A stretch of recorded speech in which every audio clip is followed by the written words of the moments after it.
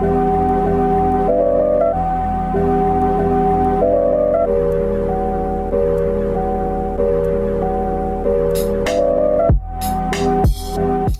to On the Record. I'm your host, Jamal Radio Raheem Harris. Now, for those who are new to this, On the Record is a show where I go to local record stores. I get CDs, DVDs, vinyls, whatever. I take you with me. I explain to you what I got. Now, today's episode, we're doing a little bit different, you know. It's going to be a CD tag. Now, it's live from my house. There's some questions that I Googled on the internet. I did the vinyl tag, and I was like, you know what? I might as well do a CD version of this because I have a shit ton of CDs. So, without further ado, let's get into it. Now, Greatest Hits Album. Now, there's two Greatest Hits albums that I got. I mean, I have a lot in my collection, but there's two that I wanted to highlight. First, you got the legendary Stevie Wonder. This Greatest Hits album right here just goes so hard. First, it starts off with young Stevie, then it gets to adult Stevie too. And this, I think 21 songs is honestly not enough. Honestly, he has way more than 21 songs that should be on the Greatest Hit album. But this one has like Higher Grounds on here, Sir Duke is on here. Obviously, Isn't She Lovely's on here, Part-Time Lover's on here. Like, this one has so many jams. Stevie has so many jams. I Was Made to Love Her's on here. Like, so many jams from Stevie. And then we also got Marvin Gaye. I got about 3 or 4 Greatest Hits albums on Marvin Gaye because he has so much music that, like, some of them have different songs. Like, this one I don't even think has... Oh, it does. It has Trouble Man on this one. So, I actually don't even listen to this one. This is not the one that I normally go to. I have another one that's like all his #1 hits. That's the one I usually go to. But this one has obviously Pride and Joy, Trouble Man, What's Going On. Like, Marvin Gaye, to me, is the greatest of all time. One of the greatest voices of all time. Like, his music is still relevant to this day. So those are the Greatest Hit albums that I have. An album that turns 20 this year. The Blueprint, Jay-Z. Now, I remember this album came out because it came out on September 11th. I would never forget that. I was in, I think, the 4th grade. 4th or 5th grade, one of those. But the Blueprint, no misses on here, no skips. You got some great producers. You got Kanye, you got Just Blaze, you got the whole, like, Rockefeller camp. You know, they was all fire. They was on fire. Takeovers on this one, which is better than Ether in my opinion. Girls, Girls, Girls, You Don't Know, Jigga That Nigga, Song Cry. Oh my gosh, there's no skips on this. You can literally play from the first song to the last song. Like, this is a perfect album. So the Blueprint turns 20 this year. So that's insane to me. 20 years. Wow, time has flown by. Chopped and Screwed album. Now, I don't really have too many Chopped and Screwed albums. I do love, like, that whole Chopped and Screwed culture, the whole Texas culture that the rap game has literally stole from Texas. You like find it on a lot of people's songs. You should hear it in R&B songs now. But the Chopped and Screwed album that I do have is Sound of Revenge by Chamillionaire. For those who know, Chamillionaire is my favorite rapper. I have this Chopped and Screwed. I have 2 versions of this album as well.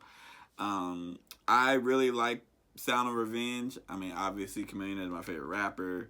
The Chopped and Screwed album is a little bit different, though. This one has the remix of Turn It Up. This one has the song that's on the bonus album, Rider.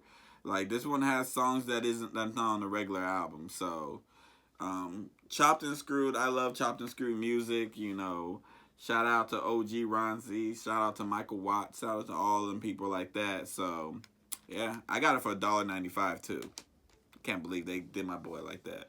Underrated rap album. Now, I couldn't go with 2. Or I couldn't go with 1. I had to go with 2 for underrated rap album. Because 1, Word of Mouth by Ludacris, to me, is one of the most underrated albums ever. Like, hip-hop albums ever, you know. I listen to this album so much, like, so much. Word of Mouth by Ludacris is so fire, you know. I remember when this first came out, like, I used to play the hell out of this song. Move, bitch, get out the way. Like, underrated as hell. And there's another album that I think is more underrated than that, which says a lot. Lupe's The Cool Album.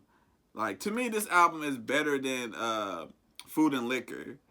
And that's saying a lot, because Food and Liquor is one of the greatest albums, you know, like debut albums. But The Cool, fire. Fire. This is definitely Lupe's best work, in my opinion. Like, this one has the singles, it got a good mix of, like, the singles, like, Superstar. But then you got, like, the album cuts, like Little Weapon, Hip Hop Saved My Life. That might have been a single, too. But, like, this one is just, so fire. I'm definitely listening to this after. Intruder, alert. Like, come on, Lupe's that guy. So The Cool, Lupe is another underrated album. Compilation album. Now, I have a few compilation albums, but I decided to go with the greatest R&B of all time. This is like R&B music from like the 50s. I just recently got this one, so that's why I went with this one. I haven't heard some of these songs like at all.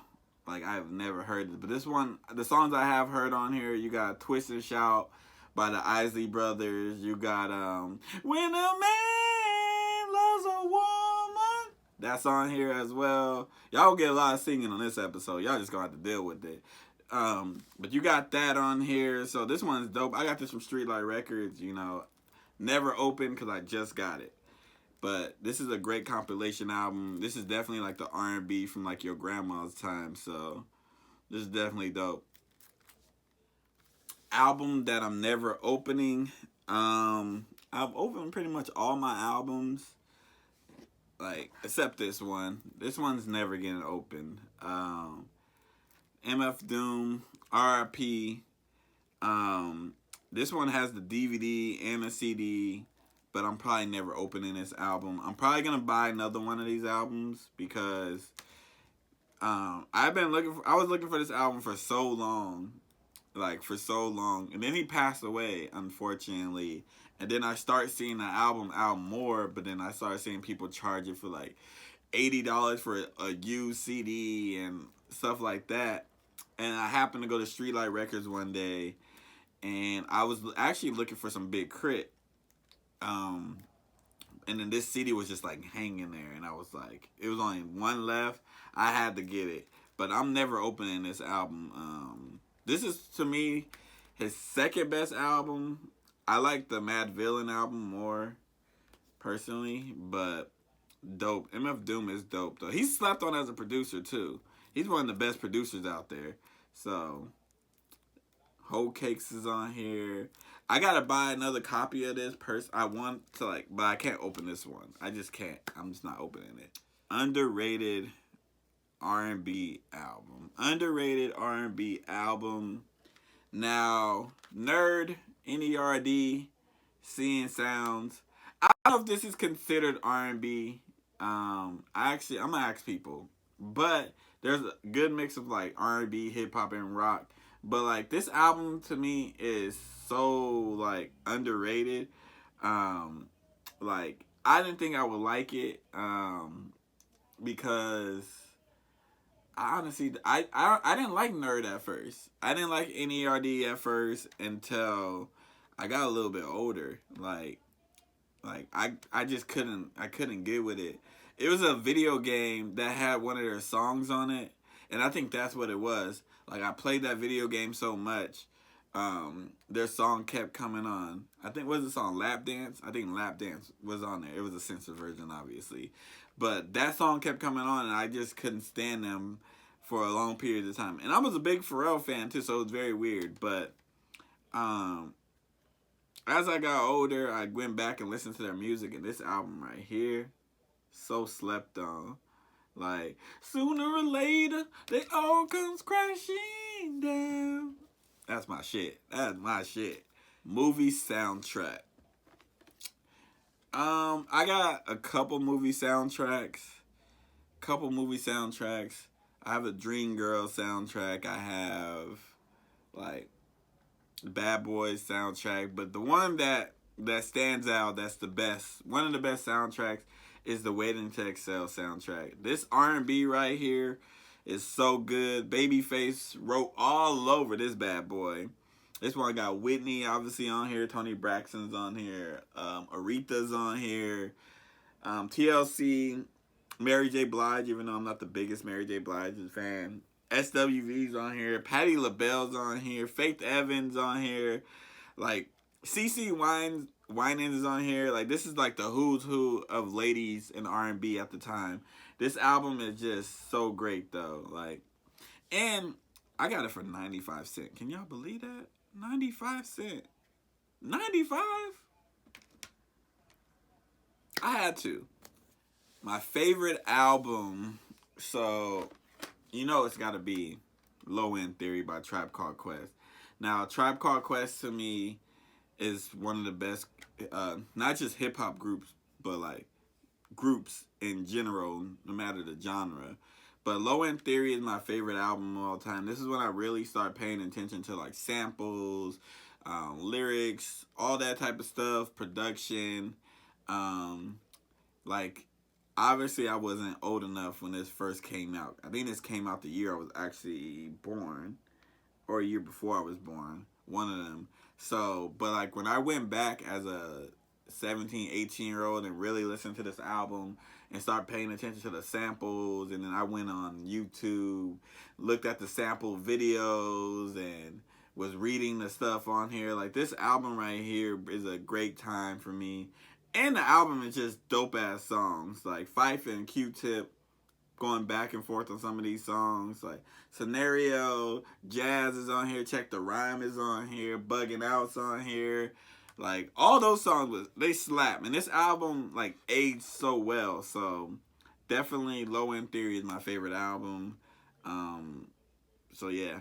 Definitely my favorite for my collection. I also have this on vinyl. And I'm going to get it on cassette. So, yeah. A rare album. See, I saw that question. And I don't know what's considered rare.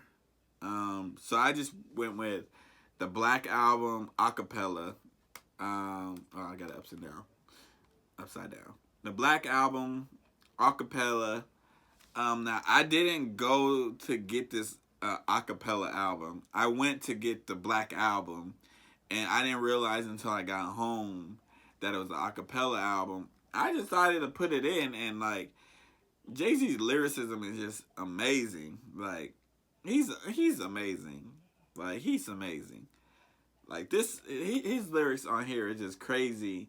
And I didn't know they made albums like this, so maybe I'm just, like, naive and don't know shit. But I was like, oh, this is dope, you know.